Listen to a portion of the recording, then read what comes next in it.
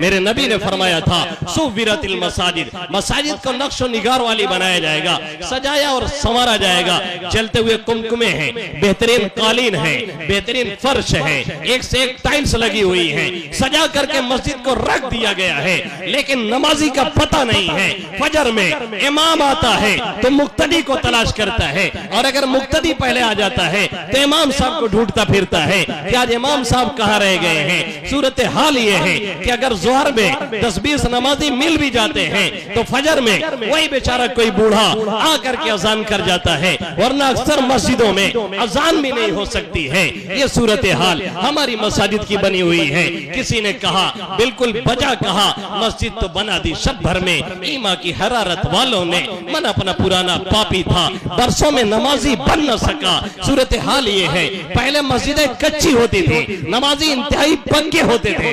आज मस्जिदें बहुत आलीशान हैं और नमाजी इंतहाई कच्चे हो चुके हैं। जुमा जुमा में आते हैं, वो भी खड़े होकर के पेशाब करने के आदी हैं। अल्लाहु आलम कितने पाक आते हैं, कितने नापाक आते हैं, अल्लाह ही बेहतर जानता है। सूरत हाल ये बनाई गई है, सुविरतिल मसाजिद व उल्लियतिल मसाहिब। अल्लाह के हबीब सल्लल्लाहु अलैहि वसल्लम ने फरमाया था, कुरान को आरास्ता किया जाएगा, कुरान को सजाया जाएगा, लेकिन उस पर अमल नहीं किया जाएगा। कुरान को सजाया जाएगा लेकिन उसकी तिलावत नहीं की जाएगी। कुरान को सजाया जाएगा लेकिन उसे हाथ नहीं लगाया जाएगा। कुरान को सजाया जाएगा लेकिन उस पर अमल नहीं होगा। ये जमाना वही है। हजरत सुफियान रहमहुल्लाहु ताला ने यहूद और नसारा का नक्शा खींचते हुए लिखा है, अदरजूहु बिद्दीबाजी वल हरीर वलम युहिल्लु हलाला वलम युहर्रिमु हरामा। कि आप फरमाते हैं कि यहूद और नसारा ने तौरेत और इंजील को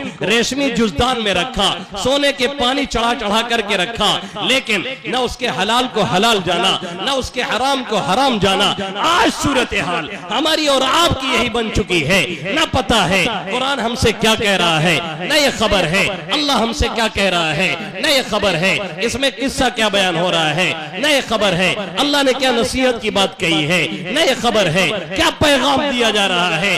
अक्सर घरों में हालत ये है, पूरे साल भी कुरान खोल के देखा नहीं जाता। शिकायतें सबको हैं, घर में बरकत नहीं। शिकायतें सबको हैं, घर में रहमत नहीं। शिकायतें सबको हैं, घर में दिलों में दूरी है। सूरत हाल ये है, एक एक घर जहन्नम भरा हुआ है। सास बहू के हरदम झगड़े हैं, ननद भौजाई के हरदम झगड़े हैं। बड़े मियाँ को सुबह चाय भी टाइम से नहीं मिलती है। क्यों? इसलिए कि सास बहू के झगड़े चल रहे हैं। बहुत लंबे लंबे घर हैं, आलीशान हैं, बाहर से चमक रहे हैं, कुमकुमा लगा हुआ है, शायद अंदर जनरेटर भी चल रहा हो और हो सकता है एसी भी लगा हुआ हो, लेकिन इन एसीओ से, इस इन्वर्टर से, इस जनरेटर से बॉडी को ठंडा किया जा सकता है। दिल दिमाग को ठंडक खुदा की कसम खा करके कहता हूँ, अगर पहुंच सकती है तो अल्लाह के जिक्र से और कुरान मुकद्दस की तिलावत से। हमारे और आपके एसीओ से दिल नहीं ठंडा हो सकता, दिमाग नहीं ठंडा हो सकता, बॉडी ठंडी हो सकती है।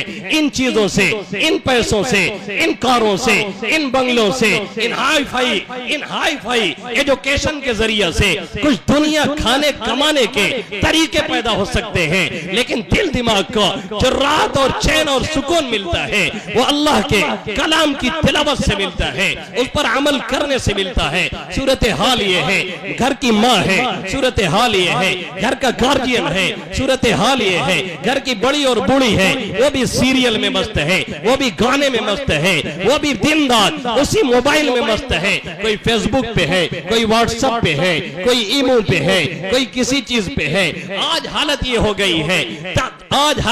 गई है कि बेड पे जाते हुए, सोते हुए हर शख्स मोबाइल कुछ कुछ करता रहता है। मस्जिद में भी 10 मिनट के लिए आता है तो भी वही हेलो हाय लगाए रहता है, वही मैसेज करता रहता है। अगर 2 मिनट नमाज लेट हो रही है तो सोचता है कि कोई फायदा उठा ले, और फायदा कैसे उठा रहा है? चैटिंग करते हुए। फायदा कैसे उठा रहा है? किसी को मैसेज करते हुए। ये तौफीक नहीं कि मस्जिद में है तो 10 मिनट अल्लाह अल्लाह करें, ये तौफीक नहीं कि मस्जिद में है तो 10 मिनट सुभान अल्लाह कह लें, ये तौफीक तौफीक नहीं कि नमाज में 2 मिनट बाकी है ला अल्लाह अल्लाह कह करके दिल दिमाग को गर्मी पहुंचाए। सूरत हाल ये है, एक एक घर को नहीं, एक एक रूम को नहीं, एक एक बेड को सिनेमा हॉल बना दिया गया है। पहले हालत ये थी, पूरे पूरे गांव में कहीं कहीं टीवी टीवा होता था, कहीं कहीं डिश एंटीना होता था। लोग अपने बच्चों को रोक के रखते थे और कहते थे फला घराना बड़ा गंदे किस्म का है, बेटा वहां मत जाना वरना तुम भी बर्बाद हो जाओगे। आज हालत ये है, बर्बादी का सामान अपने जेबों में लेकर के हम और आप टहल रहे होते हैं।